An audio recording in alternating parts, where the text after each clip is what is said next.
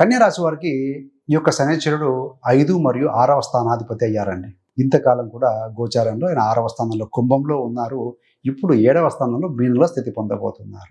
ఇంతకు కన్యా రాశి వారికి, కన్యా లగ్నం వారికి ఈయన శని శుభుడా అశుభుడా అంటే మిశ్రమ ఫలితాలండి.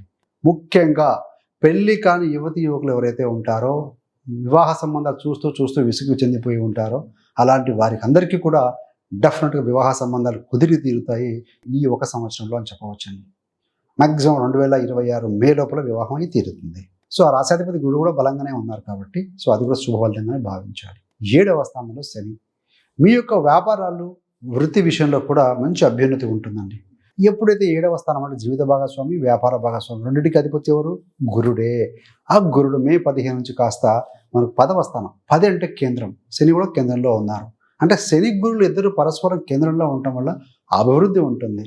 మీ యొక్క జీవిత భాగస్వామి వ్యాపారం చేస్తూ ఉన్నా, ఉద్యోగం చేస్తూ ఉన్నా అభ్యున్నతిలోకి వస్తారు.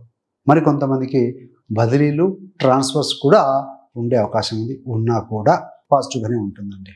మరి మీ యొక్క రాశి మీద కూడా శని దృష్టి పెడతారు కదా, ఎలా ఉంటుందంటే సహజంగా శని యొక్క దృష్టి మిత్రక్షేత్రమే అయినా కూడా కాస్త స్లోనెస్, కాస్త బద్ధకం, ప్రొక్రాస్టినేషన్ ఉంటాయి.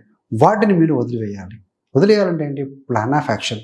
మీ బుధ రాశి మీద, కన్యా రాశి మీద దృష్టి పెడతారు కాబట్టి ఇక్కడ బుధుడు అంటే ప్లానింగ్, చక్కగా ప్లాన్ చేసుకోవడం, టుడూ లిస్ట్ రాసుకోవడం, రేపటి కోసం ముందు రోజు నైట్ పడుకునే ముందు టుడూ లిస్ట్, అవసరమైతే మొబైల్లో నోట్స్ ఉంటుంది కదా 3-4 పర్సనల్ లైఫ్, ప్రొఫెషనల్ లైఫ్ ఇలా పాయింట్స్ రాసుకుంటూ కనుక ఉంటే పొద్దున్న మన మైండ్ యాక్టివ్గా ఉంటుంది. సో హ్యాపీగా డే అంతా గడిచిపోతుంది, పాజిటివ్గా ఉంటుందండి. మరి ఈ యొక్క శని గ్రహ దృష్టి అనేది 4వ స్థానం మీద పడుతుంది. ఆయన దశమ దృష్టి ఉంటుంది కదా.